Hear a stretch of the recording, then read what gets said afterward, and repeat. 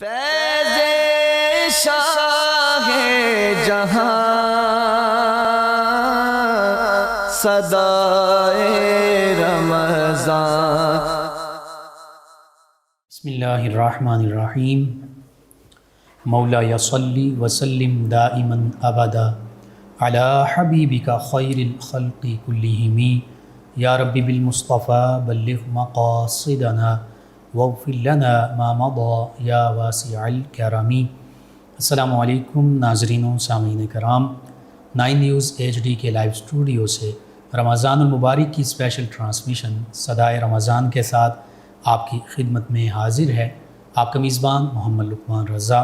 5 رمضان المبارک سحری کے ان بابرکت لمحات میں آج ہمارا موضوع سخن ہوگا معمولات رمضان المبارک، یعنی آقا کریم صلی اللہ علیہ وآلہ واصحابہ وبارک وسلم، آپ کے صحابہ کرام علیہم الرضوان، اہل بیت کرام علیہم الرضوان، اور پھر ہمارے اسلاف بزرگان دین، علماء، صلحاء، فقہاء اور عامت المسلمین کا معمول کیا رہا، کیا تھا، کیا ہے، اس پر گفتگو ہوگی۔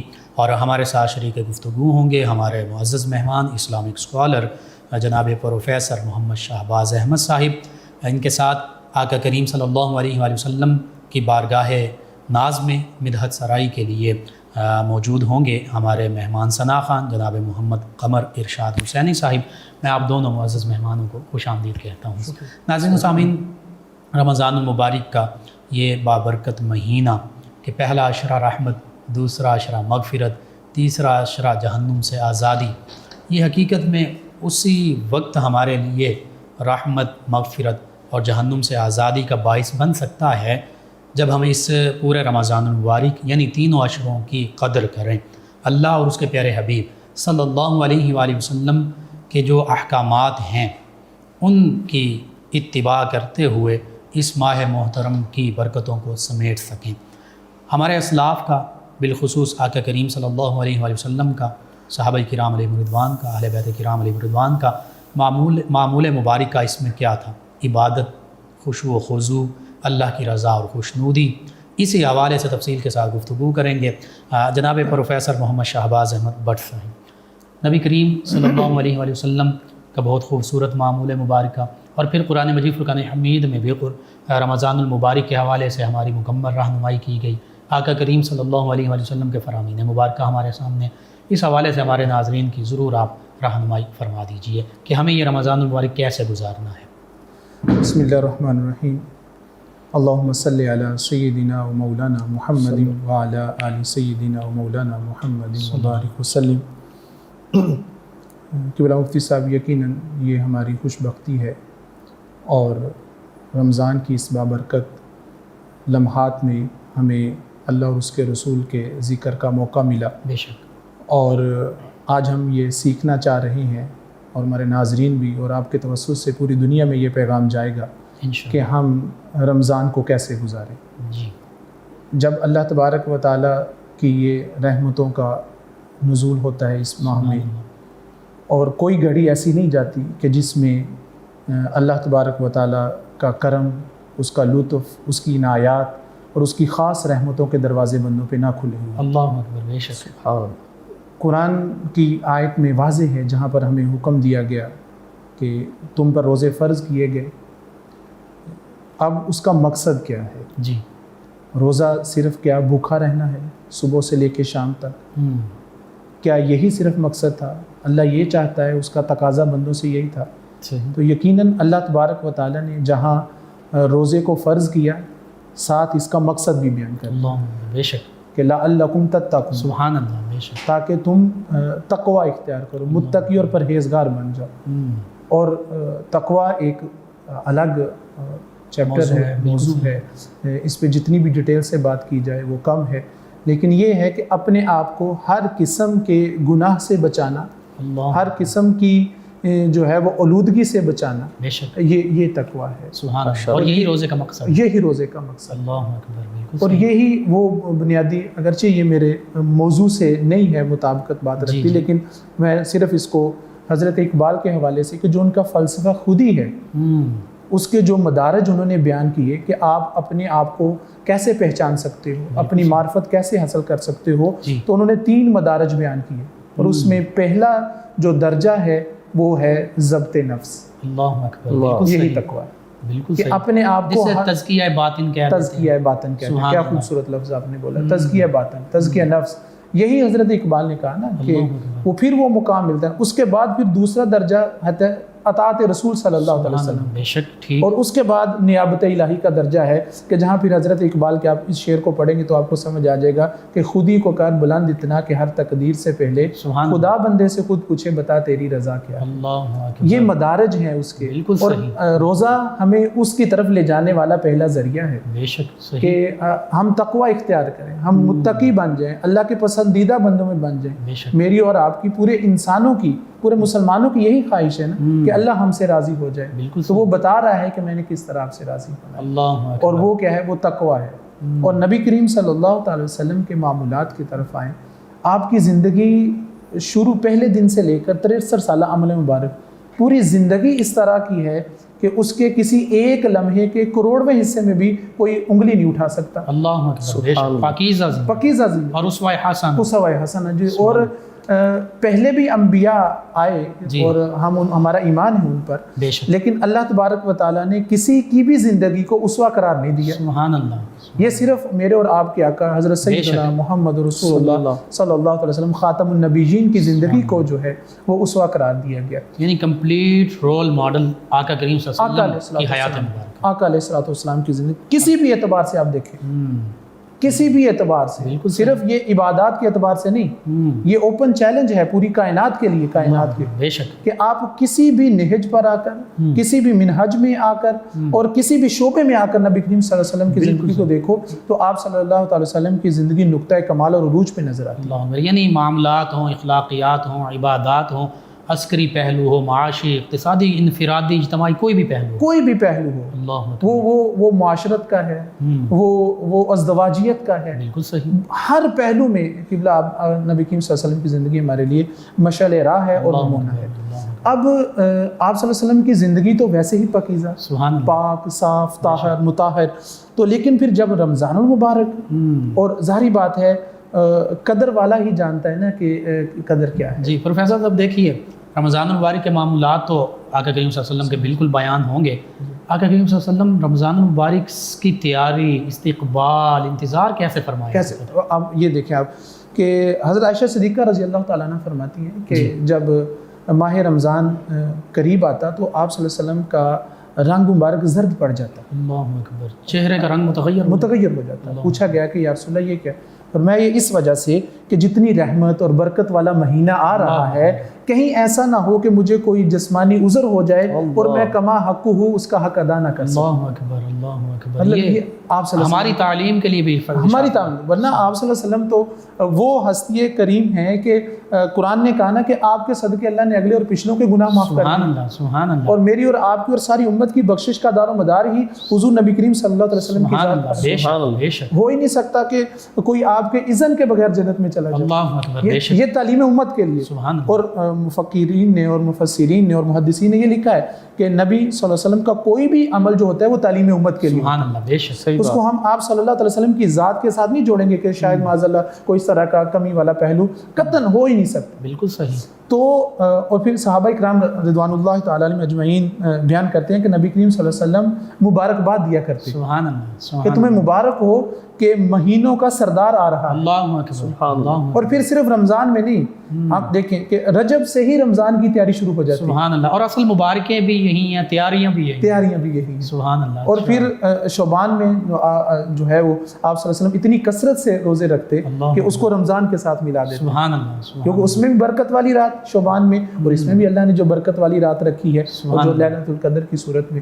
تو پھر حضرت انس بن مالک رضی اللہ تعالیٰ عنہ بیان کرتے ہیں کہ نبی کریم صلی اللہ علیہ وسلم نے ایک دفعہ فرمایا کہ تم جانتے ہو کہ تم کس کا استقبال کر رہے ہو؟ اللہ اکبر، حضرت عمر فاروق رضی اللہ تعالیٰ نے عرض کیا کہ انت ابی و امی یا رسول اللہ صلی اللہ علیہ وسلم، میرے ماں باپ آپ پر قربان ہو، کیا کسی وحی کا نزول ہونے والا ہے؟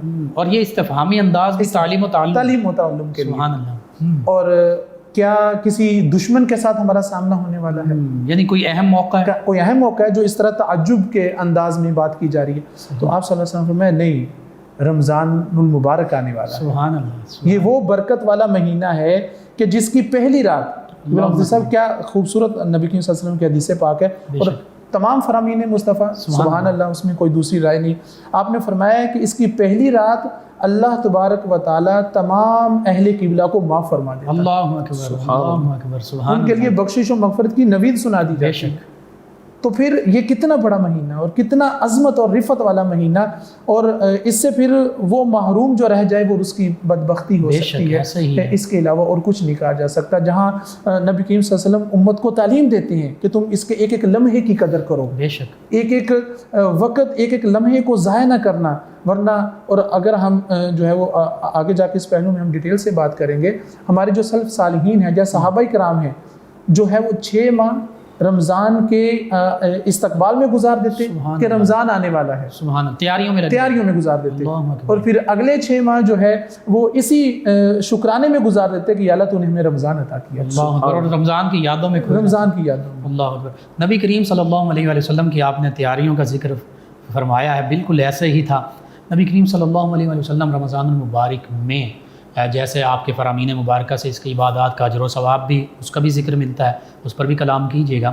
آقا کریم صلی اللہ علیہ وسلم عبادت کیسے فرماتے، نماز کیسے پڑھتے، تراویح کا معاملہ کیسے تھا، تہجد کا معاملہ کیسے تھا، پھر سخاوت کا معاملہ، پھر اعتکاف کا معاملہ، تاکہ ہمارے ناظرین سمجھ سکیں کہ ہم نے بھی نبی کریم صلی اللہ علیہ وسلم کی پیروی اسی طریقے سے کرنی ہے. جی.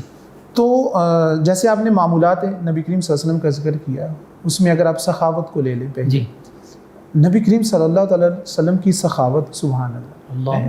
اعلیٰ حضرت نے فرمایا کہ منگتے تو منگتے کوئی شاہوں میں دکھا دو، بے شک، جسے میری سرکار سے ٹکڑا نہ ملا، اور مانگیں گے مانگے جائیں گے، منہ مانگی پائیں گے، سبحان اللہ. سرکار میں نہ لا ہے نہ حاجت اگر کی ہے. سبحان اللہ. حضرت انس بن مالک رضی اللہ تعالیٰ عنہ فرماتے ہیں، بیان کرتے ہیں کہ نبی کریم صلی اللہ علیہ وسلم کی سخاوت جو ہے وہ رمضان سے ہٹ کر بھی یہ عالم تھا کہ ایک بدو آپ صلی اللہ علیہ وسلم کی بارگاہ میں حاضر ہوا اور عرض کرنے لگا کہ میں آپ سے چاہتا ہوں، میری یہ خواہش ہے کہ 2 پہاڑوں کے درمیان آپ مجھے بکریاں عطا کریں. اللہ اکبر، صحیح. آپ صلی اللہ علیہ وسلم نے اس کو اتنا مال عطا کر دیا. سبحان اللہ. اب پھر جب وہ اپنی قوم کے واپس پلٹا واپس مفتی صاحب قبلہ، تو اپنی قوم کو پکار کر کہہ رہا تھا کہ اللہ کی عزت کی قسم، جو ہے وہ کلمہ پڑھ کے مسلمان ہو جاؤ، محمد صلی اللہ علیہ وسلم خاتم النبیین اللہ کے سچے نبی ہیں.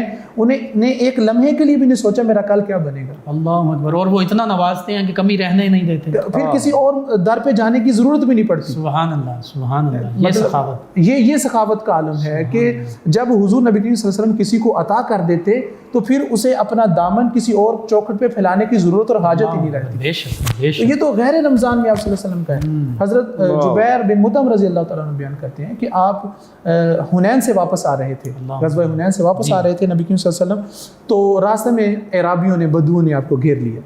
آپ صلی اللہ علیہ وسلم نے ان کو عطا کیا اور فرمایا کہ اللہ کی عزت کی قسم، اگر ان درختوں کے برابر بھی میرے پاس مال ہوتا تو میں سارے کا سارا تمہیں تقسیم کر دیتا. سبحان اللہ، سبحان اللہ. اور تم مجھے بخل کرنے والا نہ پاتے، بے شک، نہ جھوٹا پاتے اور نہ کنجوس پاتے. جود و سخا کا، کرم کا پیکر، کوئی شک نہیں اس میں. آپ صلی اللہ علیہ وسلم ایسا تھا. اور پھر رمضان میں سبحان اللہ کہ جو ہے وہ حضرت عبداللہ بن عباس رضی اللہ تعالیٰ عنہ بیان کرتے ہیں کہ نبی کریم صلی اللہ علیہ وسلم کی سخاوت رمضان میں تیز ہوا سے، یعنی آندھی سے بھی زیادہ بڑھ جاتی. سبحان اللہ، سبحان کہ بارش کے مفتی صاحب قبلہ قطرے بھی زمین پر اتنی تیزی سے نہیں برستے ہوں گے جتنا نبی کریم صلی اللہ علیہ وسلم کی سخاوت بڑھ جاتی. سخاوت کے دریا بہ رہے، دریا اور سمندر بہ جاتے. سبحان اللہ. میرے کریم سے گر قطرہ کسی نے، واہ واہ کیا بات ہے، دریا بہا دیے ہیں، در بے بہا دیے ہیں. سبحان اللہ. یہ عالم تھا سخاوت کا. یعنی اس سے آج ہمیں یہ بھی درس ملتا ہے کہ ہم نے رمضان المبارک کو صرف عبادات کے ساتھ خاص سمجھ لیا ہے، جی، لیکن عبادات کے ساتھ شہر و مواسات ہونے کے حوالے سے یہ ہمدردی اور غم گساری کا مہینہ، خرچ کرنے کا مہینہ. اچھا، اب یہ اس میں محدثین نے کلام کیا جی کہ نبی کریم صلی اللہ علیہ وسلم کی سخاوت رمضان میں کیوں بڑھ جاتی تھی؟ جی، اس لیے کہ یہ رمضان ایک تو مہینوں کا سردار ہے، سبحان اللہ، دوسرا یہ غم خاری کا اور جو ہے وہ دکھ بانٹنے کا، ہمدردی کا مہینہ ہے، اور تیسرا یہ کہ جس طرح نبی کریم صلی اللہ علیہ وسلم کی حدیث پاک ہے کہ صدقہ کرنا ویسے ہی فضیلت والا ہے، برکت والا ہے، لیکن اس ماہ میں صدقہ کرنا اور زیادہ فضیلت والا ہے۔ سبحان اللہ، یہاں پر درجے بڑھا دیے جاتے ہیں۔ اب جو ہے وہ سورۃ بقرہ میں جیسے نفل کا ثواب، کلامی نفل کا ثواب فرض کے برابر، فرض کا ثواب 70 فرضوں کے برابر، تو پھر صدقے کا ثواب بھی تو اب دیکھیں سورۃ بقرہ میں اللہ تبارک و تعالیٰ ارشاد فرماتا ہے کہ اللہ کے راستے میں خرچ کرنے کی مثال جو ہے وہ کیا ہے؟ ہم نے عام سنا ہے، بالکل واضح ہے یہ بھی حدیث کہ ایک خرچ کرو گے 10 ملے گا، بالکل صحیح، ٹھیک ہے، لیکن وہاں پر کیا ہے؟ اللہ تبارک و تعالیٰ قرآن میں ارشاد فرماتا ہے سورۃ بقرہ میں کہ اللہ کے راستے میں خرچ کرنے کی مثال اس طرح ہے کہ وہ ایک ڈالی ہو، بالی ہو، اس میں سے 7 جو ہے وہ خوشے نکلیں اور پھر ہر خوشے میں 100 دانہ ہو، سبحان اللہ، یعنی 700 گنا جو ہے وہ اللہ تبارک و تعالیٰ 70 گنا 700 گنا اللہ تبارک و تعالیٰ ایک کے بدلے میں عام دنوں میں دیتا ہے۔ بے شک بے شک، اور یہ گندم میں بھی ایسا معاملہ ہوتا ہے بعض اوقات، ایک مثال ہے سامنے ہمارے، جی بالکل صحیح۔ اور پھر اگر اللہ فرماتا ہے کہ اگر اس میں اخلاص ہے نا دینے والے میں تو اللہ اس کو ڈبل کر دیتا ہے، واللہ یضاعف لمن یشاء، سبحان اللہ، اور پھر اگر اور زیادہ خلوص ہو تو پھر وہ بے حد و بے حساب دیتا ہے۔ اللہ واسع علیم، وسعت والا بھی ہے، علم والا بھی جانتا ہے کہ کس کا کتنا اخلاص ہے، اس کی اخلاص کے مطابق اللہ تعالیٰ اس کو نواز دیتا ہے۔ تو یہ عام دنوں کی بات ہے، یہ اس میں رمضان کے ساتھ خاص نہیں کیا، تو پھر اب اس کو اگر آپ رمضان میں لے آئے، اللہ اکبر اللہ اکبر، اور پھر اس کا کوئی حد و کوئی اندازہ نہیں ہے، بے شک، تو اس کا کوئی جو ہے وہ کوئی پیمانہ ہی نہیں ہے کہ اللہ تبارک و تعالیٰ کتنا عطا کرتا ہے، اور یہ سخاوت ہے۔ اور یہ نبی اس سخاوت کے حوالے سے آپ ناظرین کو پھر خاص طور پہ اس رمضان المبارک میں کیا پیغام دیں؟ میں اپنے ناظرین کو بطور خاص یہ کہوں گا کہ یہ دیکھیں، یہ صرف ایک شیطان کی طرف سے ہے کہ اگر مال خرچ کرو گے تو کم ہوگا، بالکل صحیح، لیکن یہ ہمارے یعنی ایک وسوسہ ہے ہمارے سلف صالحین کا، حضور نبی کریم صلی اللہ علیہ وسلم کا طریقہ کا۔ حضرت عثمان غنی ذو النورین رضی اللہ تعالیٰ کتنے بڑے سخی اور کتنے بڑے مالدار، آپ فرماتے ہیں کہ لوگوں میں اسلام سے قبل بھی جو ہے وہ تجارت کرتا تھا، لیکن اس وقت کیا تھا؟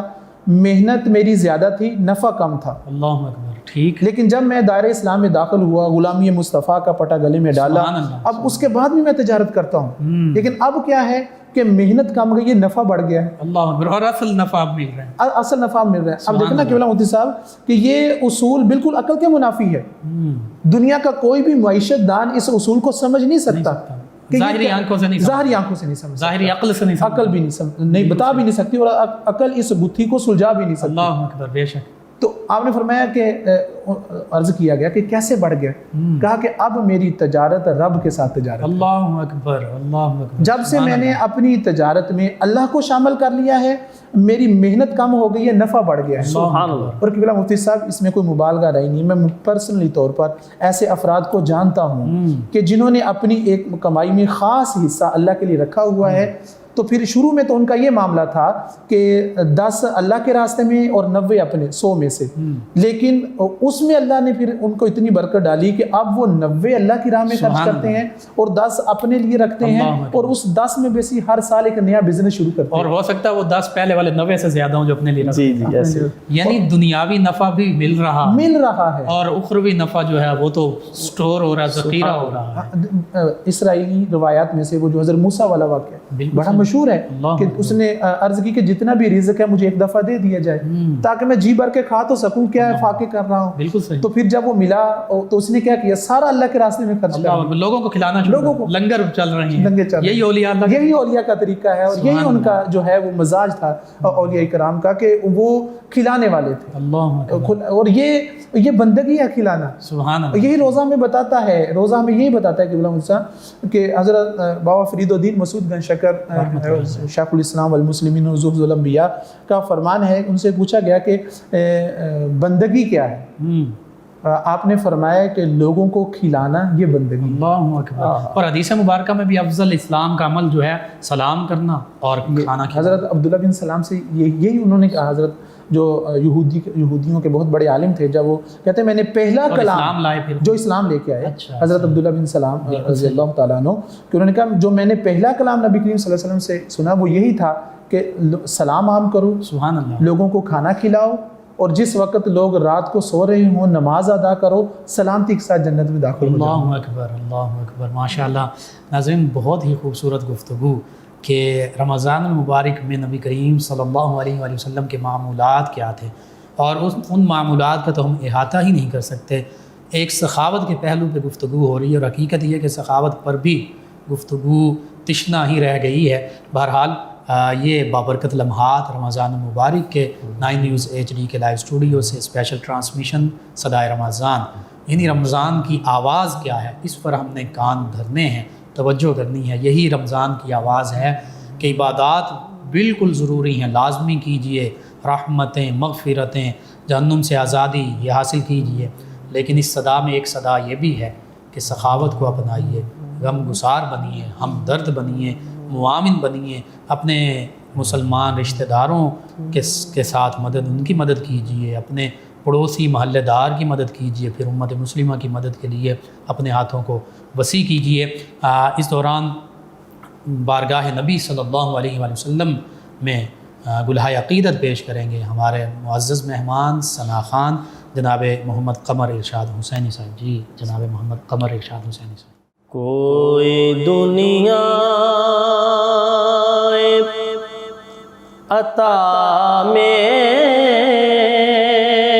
نہیں، ہم تا تیرا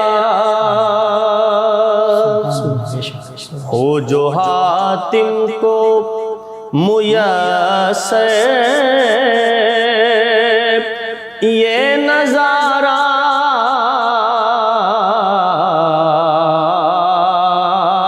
تیرا، کہہ اٹھے دیکھ کے بخشش میں یہ رتبہ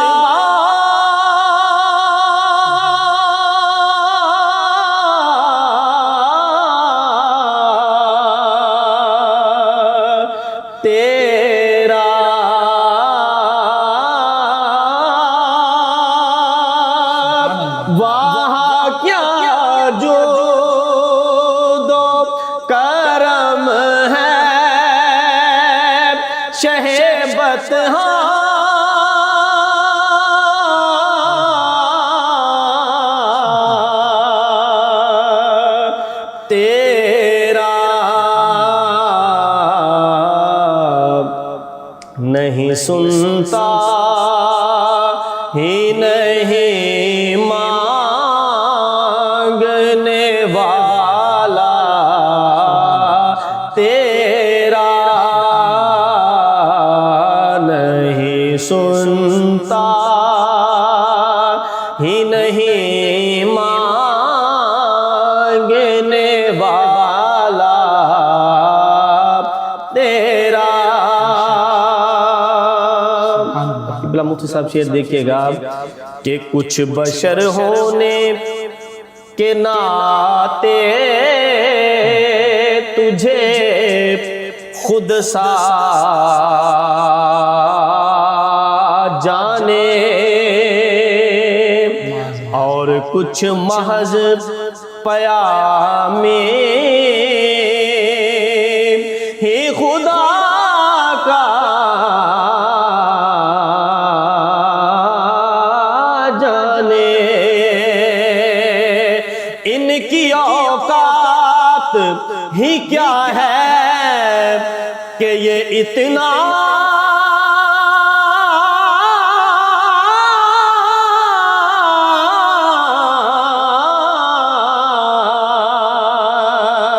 جانے،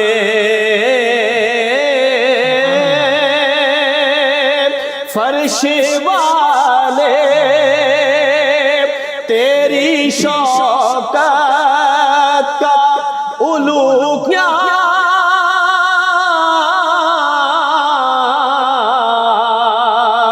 جانے، خسروا عرش پہ خسروا عیش،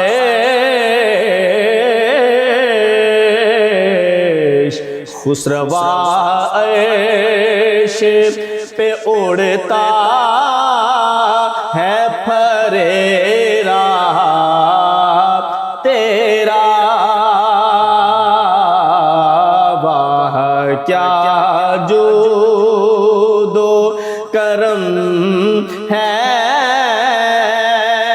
شہ بطحا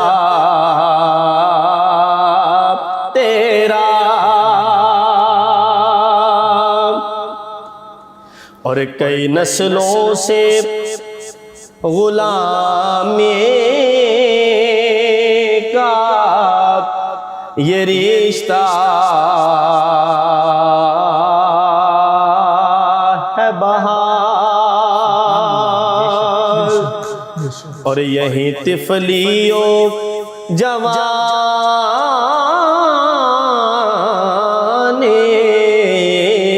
یہی طفلیوں جوان کے بتائے ماہ سال، اب بڑھاپے میں خدا را ہمیں یوں دے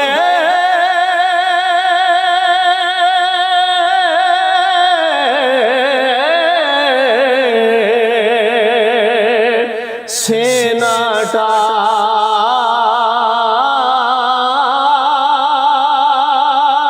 آقا تیرے ٹکڑوں پہ پلے غیر کی ٹھوکر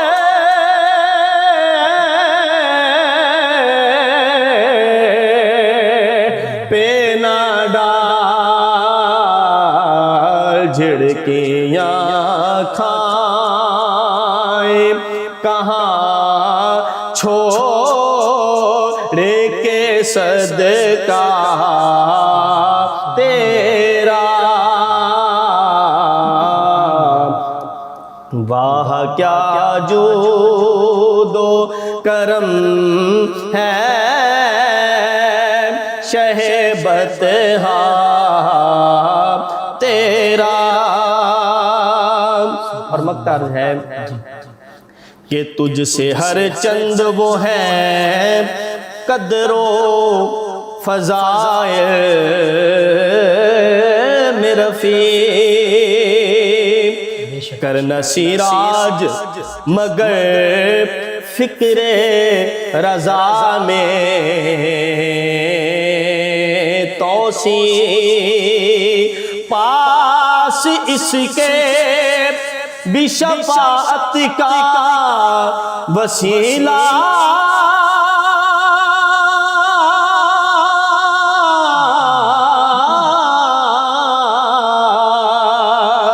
ہے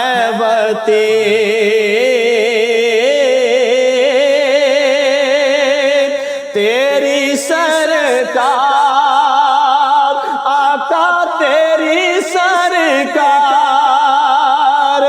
ملاتا ہے رضا سے،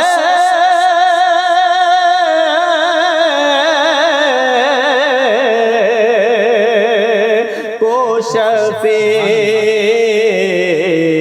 جو میرا غوث ہے، اور لا ڈیلا بیٹا تیرا، جو میرا غوث ہے اور لا ڈیلا بیٹا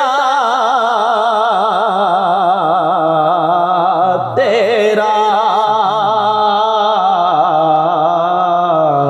واہ کیا جود و کرم ہے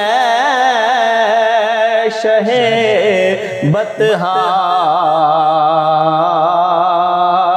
تیرا،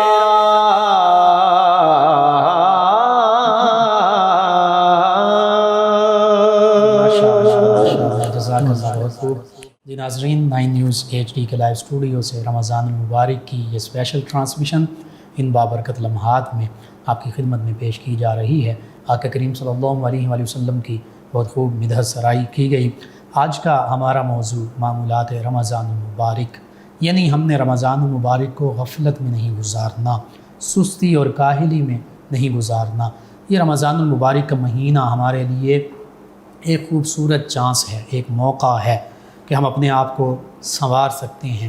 اور ماہ رمضان المبارک جیسا کہ ہمارے معزز مہمان فرما رہے تھے کہ ایک ایک لمحہ بڑا قیمتی ہے، ہر لمحہ عبادت بن سکتا ہے اگر اللہ اور اللہ کے پیارے حبیب صلی اللہ علیہ وآلہ وسلم کی رضا اور خوشنودی کے لیے گزارا جائے اور احکامات الہیہ اور احکامات نبویہ صلی اللہ علیہ وآلہ وسلم کے تحت گزارا جائے، تو پھر جو روزہ دار ہے اس کا سونا بھی عبادت بن جاتا ہے، اور عبادت پر قیام کے لیے کھانا بھی، سحری اور افطاری یہ بھی عبادت ہے۔ صبح کے وقت کھا رہے ہیں، سحری کر رہے ہیں، اور کھانا ہم نے اپنے لیے کھانا ہے لیکن وہ بھی عبادت ٹھہرتا ہے۔ شام کو افطار کرتے ہیں غروب آفتاب کے بعد، غروب آفتاب کے وقت، تو وہ کھانا وہ بھی ہمارے لیے عبادت بن جاتا ہے۔ سوتے ہیں تو وہ بھی عبادت بن جاتا ہے۔ اسی گفتگو کے تسلسل کو مزید آگے بڑھاتے ہیں۔ جی جناب پروفیسر محمد شہباز احمد بٹ صاحب، معمولات نبی کریم صلی اللہ علیہ وآلہ وسلم کا ذکر ہوا، اس حوالے سے اگر آپ اور گفتگو کرنا چاہیں معمولات نبی کریم صلی اللہ علیہ وسلم پر، اور پھر چونکہ صحابہ کرام، اہل بیت کرام، صلحاء امت بھی آقا کریم صلی اللہ علیہ وآلہ وسلم ہی کی پیروی کرتے آئے ہیں، تو سبھی ہمارے جو اسلاف ہیں ان کا معمول عبادات کے حوالے سے، پھر اس میں معاملات کے حوالے سے، چونکہ عام طور پہ زکوٰۃ بھی عام طور پہ کوشش ہر بندہ مومن کی ہوتی ہے کہ رمضان المبارک میں ادا کر دی جائے، پھر فطرانہ بھی اسی ماہ محترم میں ہے۔ اس حوالے سے مزید آپ کلام فرما دیجیے۔ جی قبلہ مفتی صاحب، ہم جو ہے کیونکہ آپ نے جس طرح فرمایا کہ یہ موضوع بڑا وسیع ہے، جی، اور نبی کریم صلی اللہ تعالی علیہ وسلم کی زندگی کا اور بطور خاص معاملات رمضان کا احاطہ کرنا یہ انسان کے بس کی بات نہیں ہے۔ جی، اس کے لیے ایک پوری سیریز چاہیے کہ جس میں یہ سارا تفصیل سے بیان کیا جا سکے۔ ہم تو صرف چند چیزوں کا ذکر کر رہے ہیں۔ اس میں ایک اور بہت بڑی بات کہ بطور خاص جس پہ نبی کریم صلی اللہ تعالی وسلم کا بھی بڑا معمول مبارک تھا، میرے سلف صالحین کا بھی معمول رہا، وہ یہ ہے کہ قرآن کا اور رمضان کا بڑا آپس گہرا تعلق ہے۔ بے شک، بالکل صحیح۔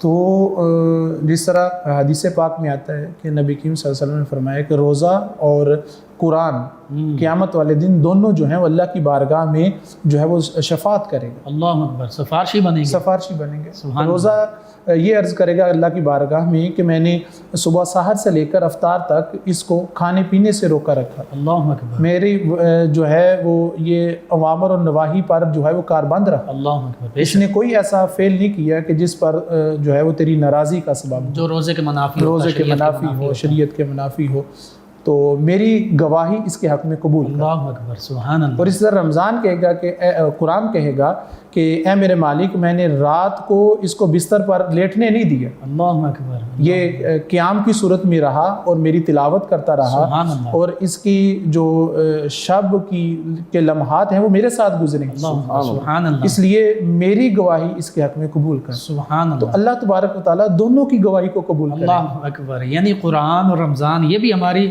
شفاعت کا ذریعہ بن جائیں گے، بخشش کا ذریعہ، بخشش کا ذریعہ۔ اور دیکھیے کہ قبلہ مفتی صاحب، رمضان کے ساتھ قرآن کا تعلق یہ ہے کہ نزول قرآن رمضان میں ہی شروع ہوا، اللہ اکبر، بے شک، بے شک، اور تکمیل بھی جو اس طرح وہ اللہ نے کہا کہ وہ جو آسمانی دنیا پر اتارا تو وہ بھی رمضان میں، لیلۃ القدر جو بے ہے، شک، سبحان اللہ، شہر رمضان الذی انزل فیہ القرآن بھی اسی میں ہے، انا انزلناہ فی لیلۃ القدر بھی اسی میں ہے۔ سبحان اللہ۔ تو نبی کریم صلی اللہ علیہ وسلم کو قرآن کے ساتھ ویسے بھی بڑی رغبت، محبت، اور جو ہے وہ آپ صلی اللہ علیہ وسلم کے آج بھی زندہ و جاوید معجزوں میں سے ایک معجزہ ہے قرآن۔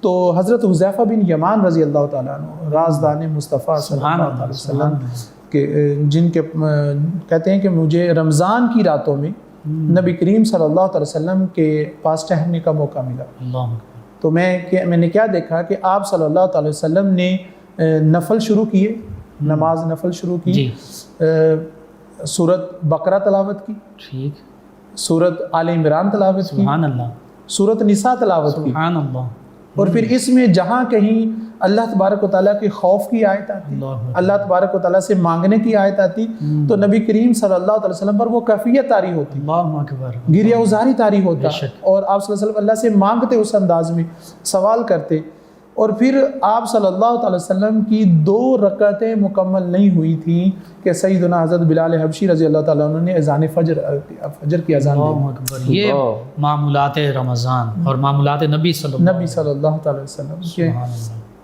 اور پھر اس امت کا قرآن کے ساتھ بڑا گہرا تعلق ہے. حضرت اقبال نے کہا کہ وہ معزز تھے زمانے میں مسلمان ہو کر اور ہم خار ہوئے تارک قرآن ہو کر. بے شک. قبلہ مفتی صاحب کالج میں یہ بچوں کے ساتھ ہمارے پاس نوجوان نسل ہوتی ہے ظاہر بات, اور کہیں بھی وقتاً فوقتاً گاہے گاہے جہاں گفتگو کا موقع ملتا ہے, جی جو میرا ایک ذاتی تجزیہ ہے, جو حضرت اقبال نے بھی کہا اس امت میں بگاڑ کیوں آیا, صحیح. کردار میں, اخلاق میں, بول چال میں. وہ بنیادی وجہ یہ ہے کہ جو حضرت اقبال نے اس قوم کو بتایا اور نبی کریم صلی اللہ علیہ وسلم جس طرف اس قوم کو جوڑ کے گئے تھے, قوم اس طرف نہیں ہے امت. کیا کہ قرآن میں ہو غوطہ زن اے مرد مسلمان, بے شک. اللہ کرے تجھ کو عطا جدت کردار, اللہ اکبر. کردار میں تازگی, کردار میں پاکیزگی, سبحان اللہ. کردار کا جو اسوہ حسنہ بننا تھا بے شک. وہ قرآن سے بننا تھا. بے شک. ہم جس مرضی نہج پہ پہنچ جائیں جدت میں, یعنی قرآن کریم کو چھوڑ دیا ہم نے چھوڑ دیا. ہم نے سمجھا کہ شاید یہ معاذ اللہ آج سے 1400 سال پہلے کی کتاب ہے. بالکل ٹھیک ہے نا. قرآن میں تو اللہ فرماتے ہیں کل یوم ہوا فی شان, سبحان اللہ. سبحان کہ آج بھی اگر اس کائنات کے مسائل کا حل ہے تو وہ قرآن کے پاس, ولا رتب ولا یابس الا فی کتاب مبین.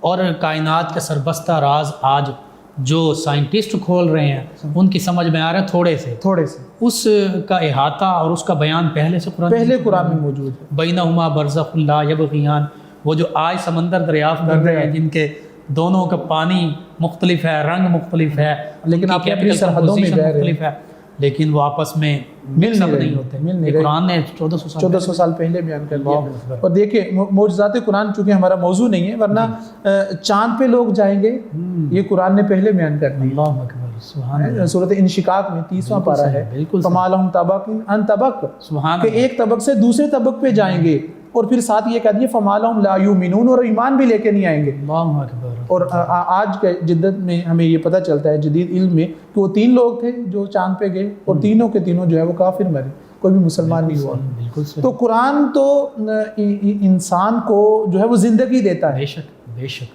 اور آپ نے سورہ انشقاق کا ذکر کیا, پھر انفطار ہے سورہ انفطار. تو یہ انشقاق اور انفطار یہ ایٹم کے ٹوٹنے اور جڑنے کو کہتے ہیں. اسی سے ایٹم بم بنائے جاتے ہیں, ہائیڈروجن بم بنائے جاتے ہیں. تو یہ تو سائنس کی بیسک فنڈامنٹلز قرآن پاک کہ جہاں ان کی عقل آ کے ختم ہو جاتی ہے, گم ہو جاتی ہے, قرآن اس سے آگے کا بھی راستہ دیتا ہے. اللہ اکبر. کہ یہ بھی ہے.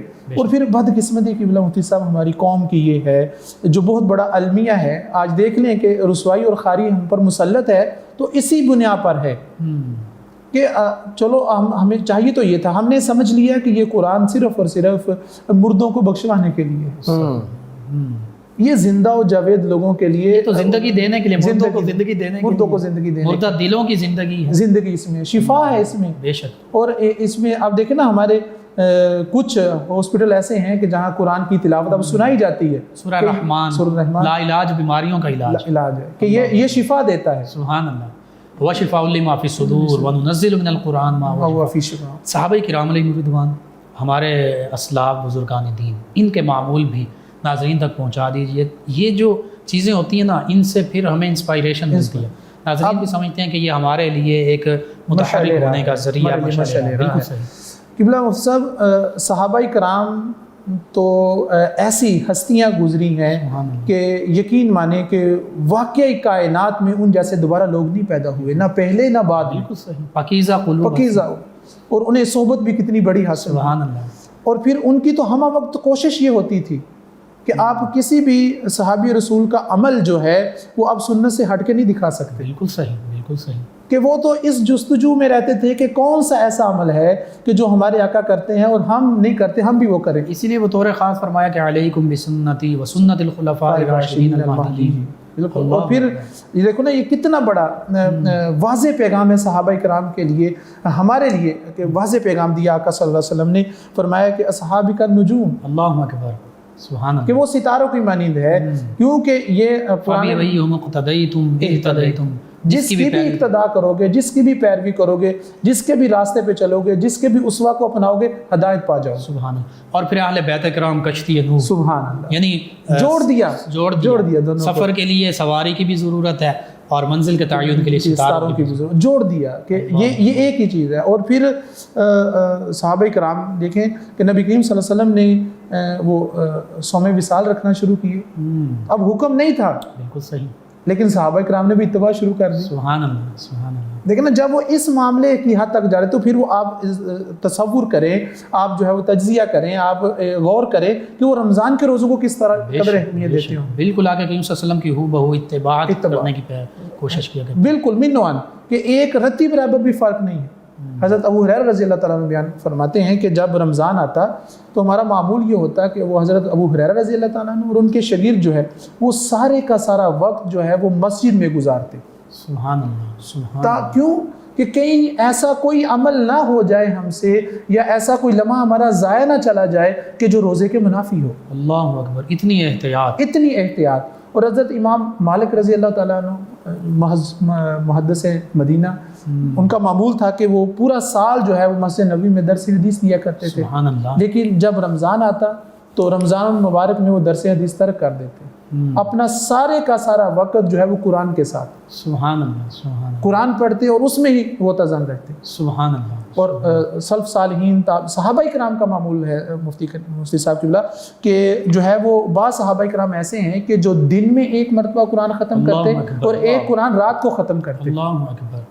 تو یہ ہمارے لیے مثالیں ہیں، یہ ہمارے لیے اصل ہیروز یہ ہیں ہمارے، یہ ہیروز، انہی کی پیروی ہمیں آج کرنی چاہیے، انہی کی پیروی، اور پھر انہی کی پیروی میں ہی فلاح ہے اور بقا ہے۔ سبحان اللہ، بے شک۔ اور قوم نے دیکھ لیا ہے کہ اگر انہوں نے اپنے ہیروز، اپنے آئیڈیل جو ہے وہ اور بنائے لوگ، تو پھر آج ہم کہاں پر کھڑے بھٹک رہے ہیں، اور جنہوں نے ان کو اپنا ہیرو بنایا آج بھی وہ ہمارے سروں کے تاج ہے، امام ہے۔ وہ سلف صالحین کا پورا طریقہ دیکھ لیں بے شک، بے شک۔ کہ حضرت مجدد الفسانی فرماتے ہیں قبلہ مفتی صاحب کہ آپ فرماتے ہیں کہ جس کا رمضان منتشر ہو گیا اس کا پورا سال ہی منتشر ہے۔ اللہ اکبر، اللہ۔ اور جس کا رمضان جمیت میں گزرا، اللہ کی عبادت میں، سخاوت میں، مال خرچ کرنے میں، معمولات اچھے میں، تو اس کا سارا سال اچھا گزرا۔ سبحان۔ اور اسی طرح پھر اب قرآن سے پھر ہم احوال صحابہ کی طرف آگے، ایک اور بڑی خوبصورت بات اس میں میں چاہتا ہوں یہ میرے ناظرین تک پہنچنی چاہیے، قیام اللیل، اس میں تراویح بھی، اس میں تہجد بھی اور نوافل بھی۔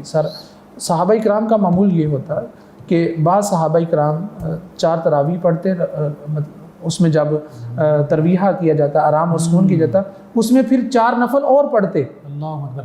اور وہ آرام بھی جتنی دیر میں 4 تراویح پڑھی گئی اتنی دیر آرام ہوتا، اتنی دیر اس میں بعد کا تسبیحات، تحلیلات اور قرآن کی تلاوت کی جاتی۔ سبحان اللہ۔ اہل مکہ کا یہ طریقہ رہا صحابہ کرام کا، حرم میں وہ ایسے ہی ہوتا کہ 4 تراویح پڑھتے اور پھر سامنے حرم ہے اور اس کو تک بھی رہے ہیں اور ذکر و اذکار میں۔ چونکہ آپ اسی ایجوکیشن کی فیلڈ سے ہیں، پروفیسر ہیں، تو بچوں تک پیغام آپ کا اچھے انداز میں جائے گا۔ آج کی ہماری نوجوان نسل، ہم دیکھتے ہیں رمضان المبارک کی راتیں وہ کھیل کود میں، کرکٹ ہو رہی ہے، بیڈمنٹن ہو رہا ہے، دیگر مشاغل ہیں، راتیں جاگنا چاہیے لیکن جاگ کر کس میں گزاریں؟ کھیل کود میں، اور دن روزہ رکھا، سحری کی، نماز پڑھی نہ پڑھی، اور پھر دن کا وقت جو ہے روزے کا، چونکہ روزہ رکھا جی تو اب سو رہے ہیں، تو کیا اس سے روزے کا مقصد حاصل ہوگا؟ کیا پیغام ہے ہماری نوجوان نسل کے لیے؟ کیوں مفتی صاحب آپ نے بہت اچھا سوال کیا، اور یقیناً ظاہری بات ہے ہم دیکھنا ہے کہ آج کیا ہمیں کما حقہ رمضان کی برکات مل رہی ہے یا نہیں، اور نوجوان نسل کس طرح رمضان گزار رہی ہے۔ معمولات نبی کریم صلی اللہ علیہ وسلم سے چند گوشے ہم آپ کے سامنے رکھے ہیں اور ناظرین کے سامنے بھی، اس سے ہی اگر یہ فیض لے لیں تو ہمارا رمضان سنور جائے گا۔ کیوں مفتی صاحب 2 سال پہلے اللہ تبارک و تعالیٰ نے اور نبی کریم صلی اللہ علیہ وسلم کی توجہات سے مجھے جو ہے عمرے کی سعادت نصیب ہوئی، اور شعبان کے آخری ایام میں نے وہاں گزارے۔ قبلہ مفتی صاحب جہاں نبی کریم صلی اللہ علیہ وسلم کی رحمت، کرم اور یہ سارا کچھ سمیٹ رہا تھا، یقین مانے مجھے آخری ایام میں وہاں بڑا لطف آیا۔ اللہ اچھا، اس کی بنیادی وجہ کیا یہ ہے کہ میں نے دیکھا کہ اہل مدینہ جو ہے وہ استقبال رمضان کے لیے تیاریاں کر رہے ہیں، وہ نبی کریم صلی اللہ علیہ وسلم کی اتباع۔ یقین مانے میرے پہ ایک رکت طاری ہوگی کہ آج بھی یہ لوگ دیکھیں کہ وہ نبی کریم صلی اللہ علیہ وسلم کے طریقے کو اپنائے ہوئے ہیں، ان کے بازار سج رہے ہیں، ان کی دکانیں سج رہی ہیں، ان کے گھر سج رہے ہیں، اور استقبال رمضان میں گھر میں محفل میلاد کا اہتمام کیا جا رہا ہے۔ سبحان اللہ، بڑی وہاں مدینہ پاک کے سادات ہیں، وہاں مجھے بھی جانے کا ان کے ہاں شرف ہوا، تو انہوں نے استقبال رمضان میں بڑی خوبصورت محفل کرائی، اور اہل مدینہ کو یعنی آج ہمیں بھی یہی کرنا چاہیے، آج ہمیں بھی یہی کرنا چاہیے، اور ہمیں اپنا رمضان کھیل کود میں نہیں پورا سال کھیلتے ہیں ہم، 11 ماہ ہیں کھیلنے کے لیے، صحیح ہے، 11 ماہ ہیں ہمیں دیگر مشاغل کے لیے، صحیح، اللہ نے ہمیں رمضان دیا، اور اب وہ پھر حدیث پاک اس کا مفہوم ہی میں عرض کروں گا کہ جو 3 دفعہ آمین کہا گیا کہ رمضان پایا اور اپنی بخشش و مغفرت کا سامان نہ کر لیا، اس پر میرے اور آپ کے آقا نے آمین کہا ہے۔ دعا کرنے والے حضرت جبریل امین ہیں، اور آمین کہنے والے میرے اور آپ کے آقا صلی اللہ علیہ وسلم ہیں۔ یعنی وہ خائب و خاسر ہو گیا، اس نے کچھ نہ حاصل کیا، تو پھر کیا فائدہ؟ اور ایسا بھی ہے کہ حدیث پاک میں آتا ہے کہ بعض روزہ دار ایسے بھی ہیں جن کو سوائے بھوک اور پیاس کے کچھ حاصل نہیں ہوتا، تو ہم نے اپنا رمضان جو ہے وہ لہو و لعب میں نہیں گزارنا، ہم نے اپنا رمضان جو ہے وہ سو کے نہیں گزارنا، اور یہی پیغام ہے آج کا، یہی آج کا پیغام ہے کہ جتنے لمحات مل گئے ان لمحات سے جتنا رب کی رحمت کو لوٹا جا سکتا ہے، سمیٹا جا سکتا ہے، اپنے لیے حضور کی اپنے لیے دعا کریں، حضور کی امت کے لیے دعا کریں، اس ملک پاکستان کی فلاح اور بقا کے لیے دعا کریں کہ یہ جس مقصد کے لیے پاکستان بنا ہے، یا اللہ یہ رمضان میں ہی بنا، یہ بھی تحفہ ہمیں رمضان میں ہی ملا، تو اے ہمارے مالک ہمارے جو ہے وہ احوال کو درست کر دے، ہمارے جو ہے وہ طور طریقوں کو درست کر دے، اور بطور خاص نوجوان نسل میرا پیغام یہ ہے کہ وہ قرآن کے ساتھ جڑے، وہ قرآن کے ساتھ جڑے، اسی میں اس قوم کی بقا ہے، اسی میں ہی فلاح ہے، اور اسی میں ہی کردار میں تازگی آنی ہے۔ سبحان اللہ۔ جی ناظرین، حقیقت یہی ہے، قرآن اور رمضان یہ آپس میں لازم و ملزوم ہیں، اور قرآن مجید فرقان حمید کے ساتھ جڑنا، تلاوت اس کو سمجھ کے پڑھنا، علماء کرام کی خدمت میں بیٹھنا، اساتذہ کی خدمت میں بیٹھنا، قرآن و حدیث کا درس لینا، اور پھر اسی کے مطابق اس رمضان مبارک کو گزارنا، یہی آج کا پیغام ہے، جیسے پروفیسر محمد شہباز احمد صاحب نے دیا اپنے آخر ان لمحات میں 9 نیوز HD کے لائیو اسٹوڈیو سے، جہاں یہ پروگرام پیش کیا جا رہا ہے۔ میں آپ سے یہ ملتمس ہوں کہ دعا کر دیجیے۔ بسم اللہ الرحمن الرحیم، اللہم صلی علی سیدنا مولانا محمد النبی الامی وعلی آلہ واصحابہ وبارک وسلم۔ اے کریم رحیم اللہ، ہمیں رمضان کی تمام برکات نصیب فرما، اس کا احترام کرنے کی توفیق عطا فرما، معمولات مصطفیٰ صلی اللہ علیہ وسلم کو اپنا اوڑھنا بچھونا بنانے کی توفیق عطا فرما۔ اللہ اس ماہ رمضان کی کما حقہ برکات ہم سب کو عطا فرما، ہمارے والدین عزیز و اقربا رشتہ دار حضور کی ساری امت کی بخشش و مغفرت فرما۔ اے کریم اللہ، اس کا اہتمام کرنے والوں کی خیر فرما، قبلہ مفتی صاحب کی خیر فرما، ان کے معاونین کی خیر فرما، اور جو اس کے سرپرست ہیں ان سب کی خیر فرما۔ وصلی اللہ تعالی علی خیر خلق محمد صلی اللہ علیہ وسلم۔ جی ناظرین و سامعین، 9 نیوز HD کے لائیو اسٹوڈیو سے رمضان المبارک کی اسپیشل ٹرانسمیشن صدائے رمضان کا آج کا پروگرام اختتام پذیر ہوتا ہے۔ اپنے میزبان محمد لقمان رضا، ہمارے معزز مہمان اور ہماری ٹیم کو اجازت دیجیے۔ اللہ نگہبان۔ آخر میں جناب محمد قمر ارشاد حسینی صاحب نبی کریم رؤوف الرحیم علیہ الصلاۃ و تسلیم کی بارگاہ ناز میں گلہائے عقیدت پیش کریں گے۔ جی جناب محمد قمر ارشاد حسینی صاحب۔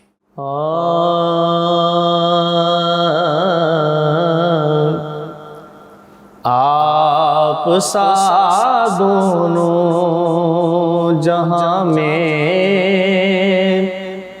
نظر آیا ہی نہیں آقا،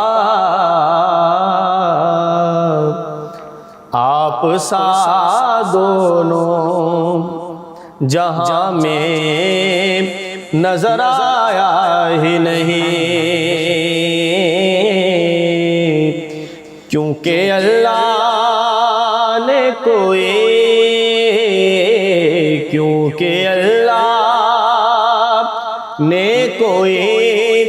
اور بنایا ہی نہیں، آپ سا دونوں جہاں میں نظر آیا ہی نہیں، اور آپ نے جب سے نوازا ہے یا رسول اللہ،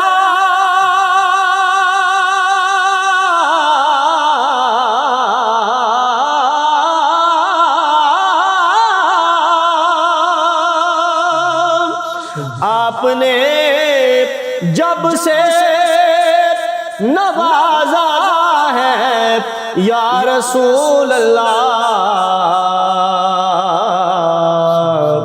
میں نے دامن کسی چوکھٹ پہ بچھایا ہی نہیں،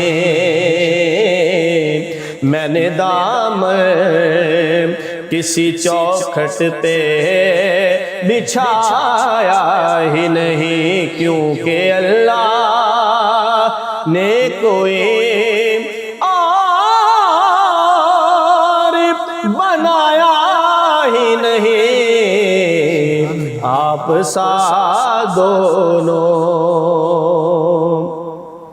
اور شعر ہے کہ کوئی محبوب کا ثانی نہ محب کا ہمسر،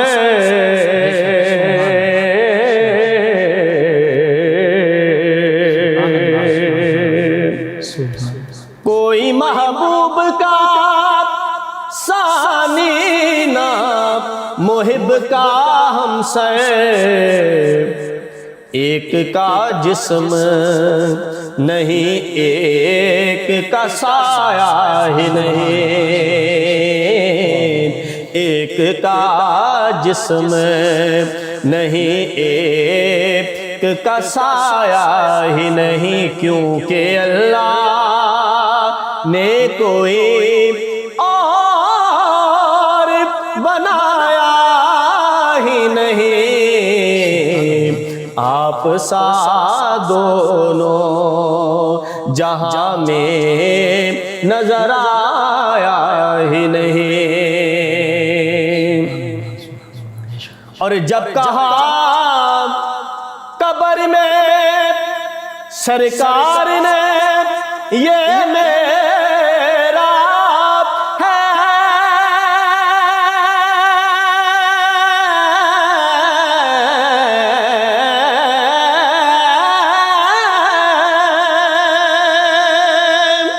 جب کہا قبر میں سرکار نے یہ میرا ہے،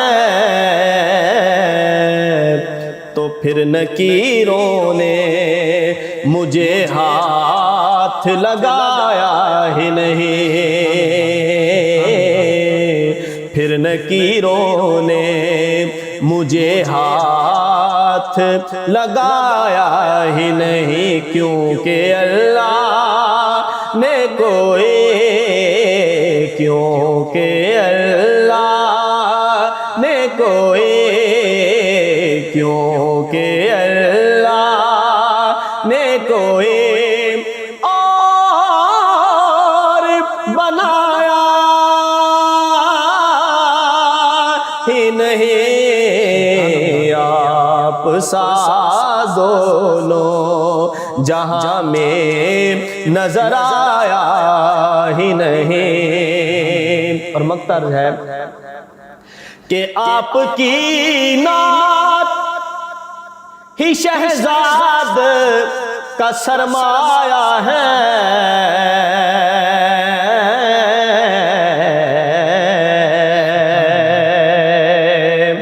آپ کی نعت ہی شہزاد کا سرمایہ ہے،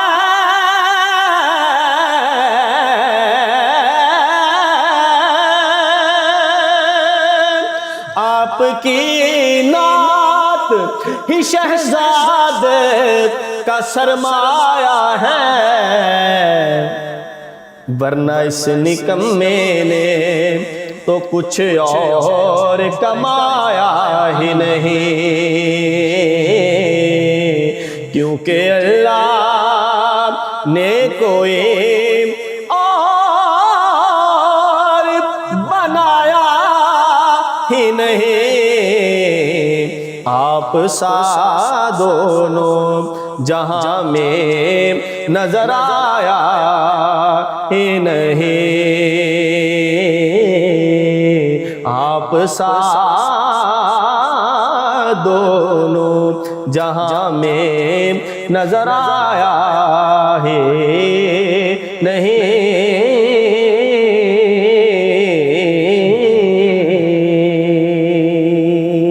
ماشاء اللہ، جزاک اللہ، جزاک اللہ۔ فیض شاہ جہاں صدا